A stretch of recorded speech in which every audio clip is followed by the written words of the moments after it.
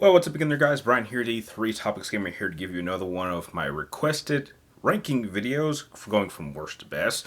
This time I'll be doing a tier list style of going over all of the official Fox X-Men films. Now, I actually did do a worst to best ranking for the X-Men films back in 2016, but since then I believe either 2 or 3 films have actually been released, so I felt that since a lot of you guys actually really do enjoy my tier list style of the worst best series, I figured I would go over them all again, this time doing it in this different style. So before I go over my personal ranking, I would just ask that if you happen to enjoy this video by the end, please do not forget to give this video a thumbs up and press the subscribe button, because every subscription really does help me get closer to my end of the year goal. And as I actually look at this particular tier list, I have to say that, a lot of people think that the Marvel X-Men universe, or whatever you want to call it, was a bit of a failure.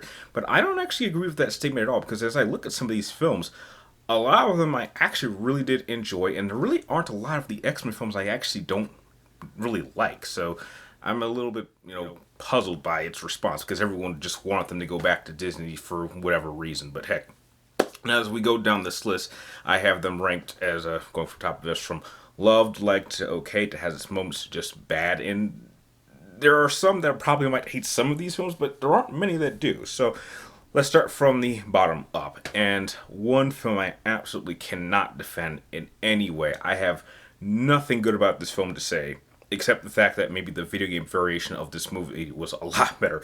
And that is Wolverine XMen Origins. This was awful. There's no getting around it. That this movie was just awful. It kind of, when I look back at it, it kind of feels like it was a film that wasn't really needed, because I think we'd had enough flashbacks throughout the primary set of X-Men films to kind of know what Wolverine's origin was.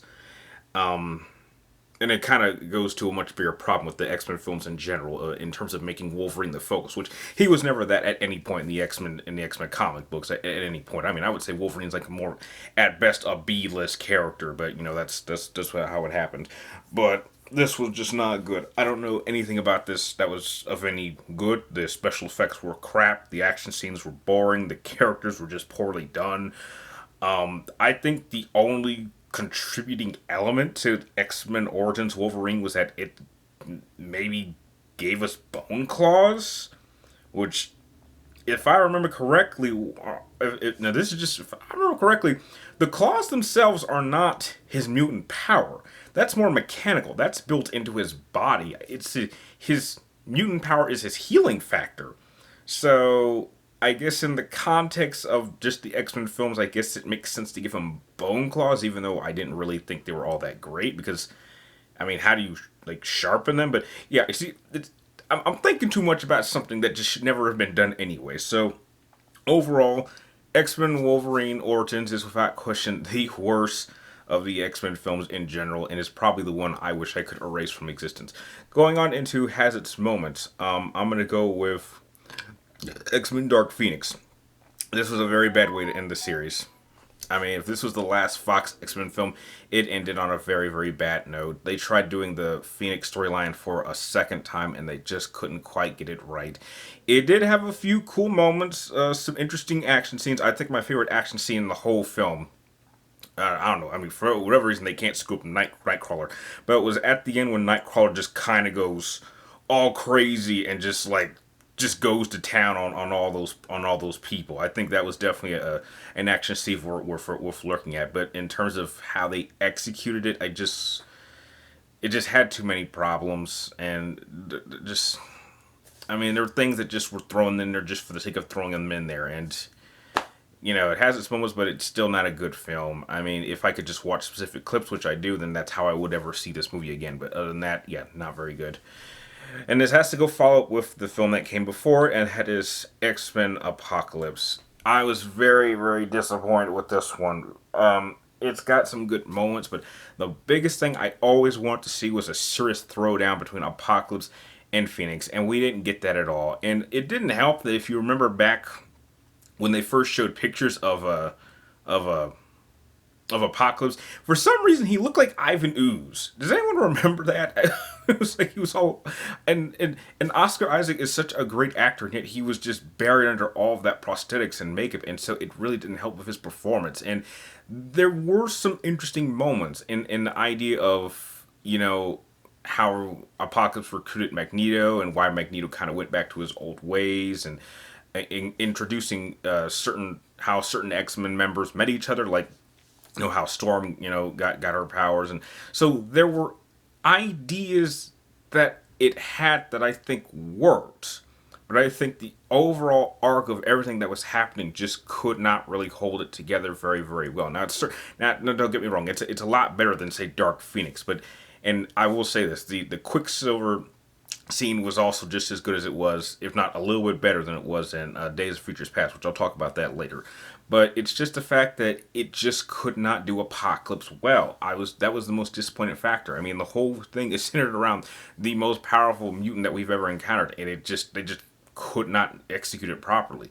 So again, it has its moments, it has a lot more moments than Dark Phoenix, but still, it's like I would only watch this if I was like desperate and there was like literally nothing else on. So that about cuts it with all the X-Men films that I think I'm just not too fond of. Now, as we go into just okay, there are a lot more. There's few of those. Now, this one's going to shock some people, but I'm actually going to put X-Men 3.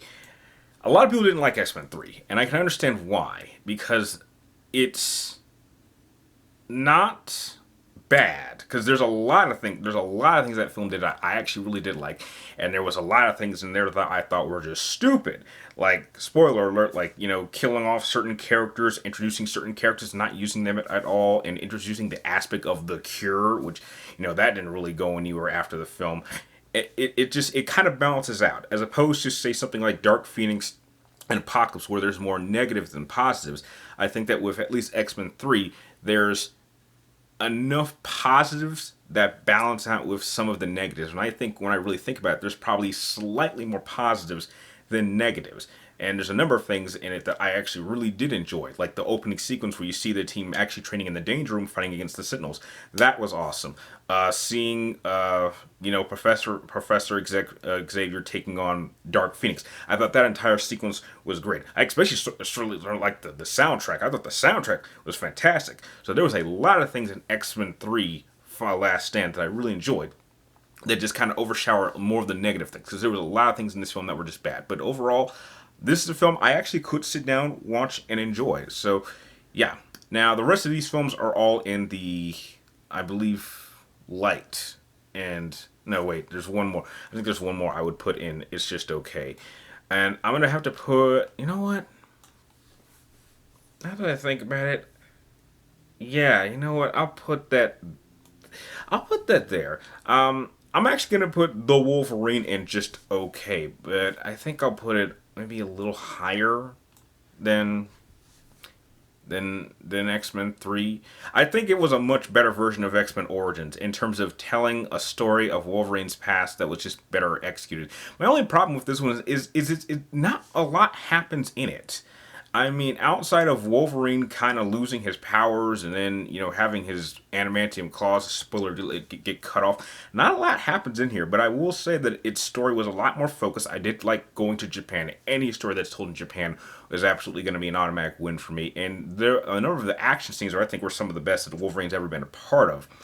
I just think that it has a hard time kind of standing out, because there are just a number of elements that are just tied too close to the other films. And don't get me wrong, that's something that can work in most cases, but in this one, it's just kind of right there in the middle. So this one has a lot more positives than negatives. I think there's only like a few things about the Wolverine that I don't like in general, like especially some of the villains.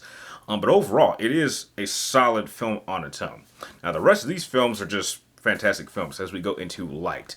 And I'm going to have to go with the first like film being the very first X-Men film. It's crazy to think that this movie came out in '99. I was 9 years old when this came out, but this really did set the standard before the major superhero comic book movie craze started kicking off. But X-Men, even now, it is still a great film. I can sit down and watch this anytime. I think the introduction of mutants and how they work, and Professor Xavier and Magneto's relationship, I think this sets the standard. I think anyone that wants just a in the middle, solid X-Men film could certainly sit down and enjoy this film. Then I'm going to follow this up with Deadpool 2. Deadpool 2 was okay. I just thought the story had a number of elements that I just think were not necessarily needed. I think the story itself, in terms of, Cable coming back to kill this one guy that's going to end up messing his life up in the future, was an interesting take. I thought that, Deadpool wanting to recruit a team was kind of pointless when you really think about how it ended up playing out. And it did have a pretty positive message by the end, and that's something I personally did not expect from Deadpool. It's just that after the first one, it was just kind of hard to top it, and there's some sequels that just can't do that, and I don't think Deadpool 2 is as good as the first one, but it's still a very, very fun movie and very enjoyable to watch. I've seen it multiple times, and yeah, I don't really have too many things negative to say about them. Now, these last 5 films, love. Some of these are some of my all-time favorites in just a number of key departments, so how do we do this? Because I love all these films. But if I had to pick which is my least favorite of X-Men films that I loved, I guess damn, this is hard. Okay, I think I can go with Deadpool. I think Deadpool loved. I mean, I'm rocking Deadpool Kool-Aid right now. But this was amazing. This was a film made by the fans. If you guys remember, this whole thing started because I think some pitch video got leaked and it got a lot of attention, and fans said that's what we wanted, and heck, they gave it to us. Ryan Reynolds was a perfect casting for Deadpool, even though they completely screwed up his character, or screwed up character in general, in a Wolverine XMen Origins, which was just awful what they did to Deadpool, and I'm glad that they kind of redeemed themselves. But yeah, Deadpool was just, it was a perfect Deadpool film. Everything you could have asked and wanted was absolutely in that film. It actually gave you a story that you cared about. It had action scenes that were incredible, and it utilized the Deadpool character perfectly. So I have absolutely no complaints. I've seen this film at least 10 times, and yeah, it is absolutely an A-plus movie, and I absolutely love it. And I just am very much hesitant to see what Disney is going to do with him, because apparently they recently have confirmed that Deadpool 3 is going to be part of the MCU, and it is going to be rated R, so a rated R Disney film? I gotta see how that works out. But yeah, but it all started here, and yeah, it holds up. Next, I'm going to go.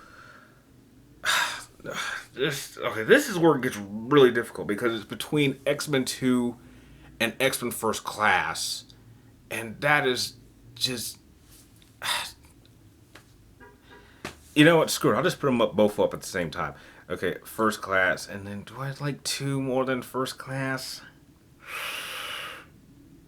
No, okay, I think I can put it a little bit ahead. Okay, so X-Men First Class. Here's the funny story about X-Men First Class. And sorry if you guys see a bit of a glare, the sun's going down.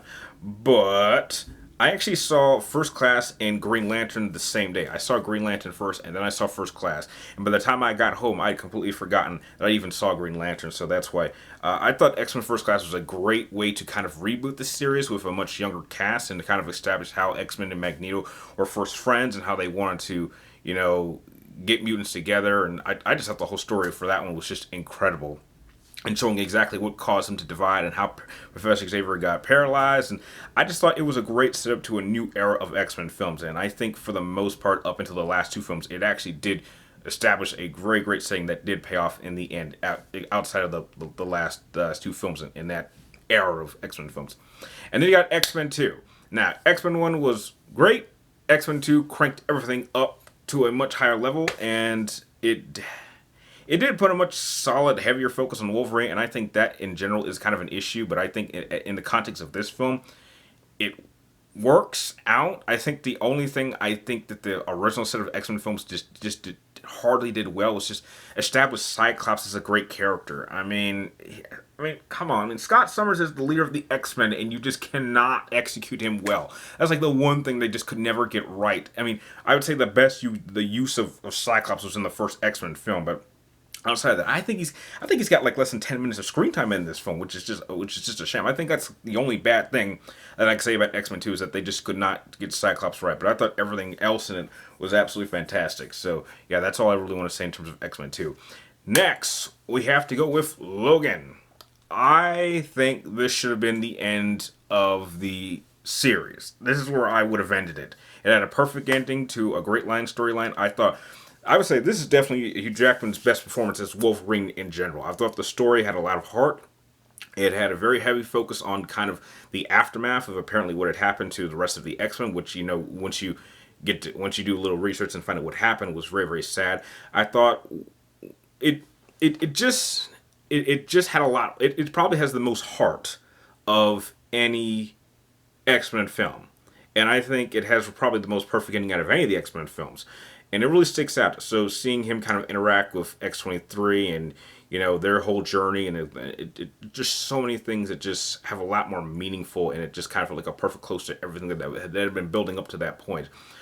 So that's why I would have to put Logan as definitely my second favorite X-Men focus film of all time. But this goes to my all-time favorite X-Men film in general, and I'll say this: this is without question my favorite team movie of all time.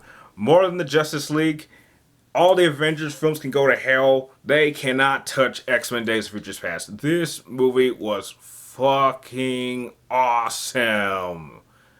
This movie was incredible. I saw this at least like 4 times in theaters. The Sentinels have got to be probably the scariest threat I've ever seen in any comic book film. I mean, they did the Sentinels probably better than even I thought they would, and I liked how this is one thing that a lot of people don't really realize. Wolverine, in my opinion, has always kind of held some of these films back because Wolverine is never supposed to be a focus of any X-Men story, at least in my opinion. Now, there's some stories that should be focused on Wolverine, but I think in general, he should never be the focus. And this is the only film outside of the Deadpool films where he is, and maybe some of the, the later, Dark Phoenix and X-Men Apocalypse films, but he really is not the focus here.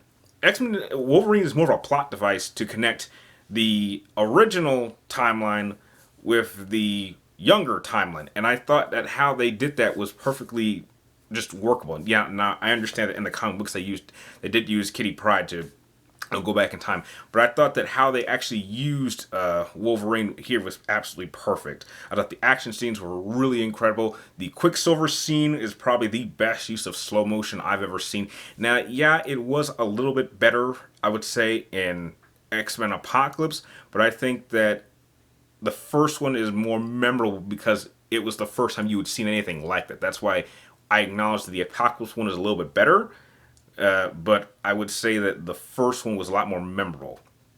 And what else did he do? I just so many great things. The story was definitely at its best. The action scenes were at its best. The use of characters at its best. Even the characters that didn't get much screen time, they had a presence in there, and they had. And I will say this movie has without question some of the most brutal deaths I've ever seen in any film. I mean, these Sentinels go like full Mortal Kombat fatality on some of these mutants. I mean, I would love to see the Avengers take on these Sentinels. They would be, they get massacred, and it would be pretty brutal to see. So, yeah, I think that's where I would put X-Men Days of Future Past. It's not only my favorite X-Men film of all time, but it's without question my favorite superhero comic book team movie of all time. And I don't think that's ever going to be topped in my lifetime. So, something I've noticed as I look at this is actually perhaps a more positive list than what I did with my Batman films. I think Batman and X-Men are kind of on par with each other, so I guess that makes sense. So that is my official worst to best tier list ranking of all of the Fox X-Men films. Now, if you guys could actually rank these films using just how I would place them, how would you rank all of the X-Men films? Share your list with me and everyone else down below. And like always, thank you guys for watching. You're awesome, and I'll see you next time.